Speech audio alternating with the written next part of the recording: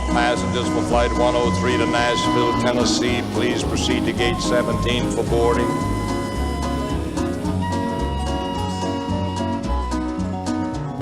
Well, I played Chicago the other night and was headed back home on a morning flight. I had my luggage all checked to Nashville, Tennessee.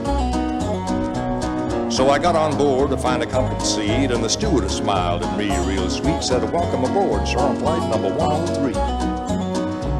So I found myself a nice easy chair. Then the captain's voice came over the air. He said, "Welcome aboard, folks, this is Captain Lee."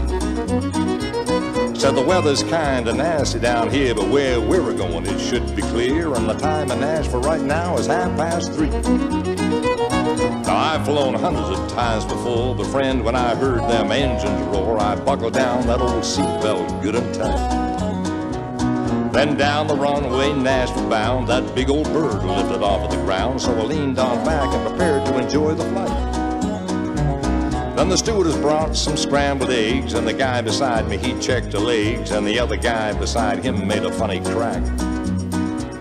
Just about that time I heard a yell, and I saw a friend that I knew right well, and he waved at me and hollered out, "Hijack." Well, I really don't know who's to blame, 'cause Jack has always been my name, but I want to tell you right now, and this is true. Had I known the problems that were coming to me just for being on flight number 103, I'd have wished my ma and pa had to call me Sue.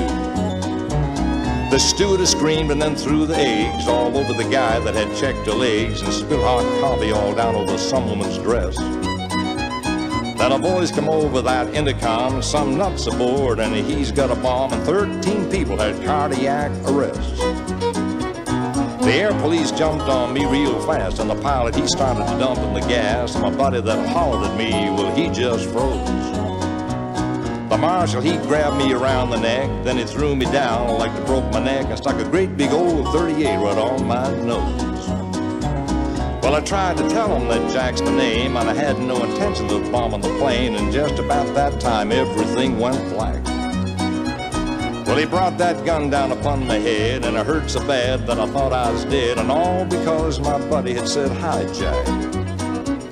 Then when I awoke down there on the ground, with my hands all cuffed and my feet all bound, I felt right lucky just to know I was really alive. Now the stars can all fall out of the sky, and all hell can freeze before I'll fly, and especially if it's on flight 103. So my friend, if you have to sing some night, then I have to get up and catch a morning flight. Be sure you remember exactly what I've said. And if you see a friend, you better use some tact, and especially if his name is Jack. And if you have to speak at all, you better call him Fred.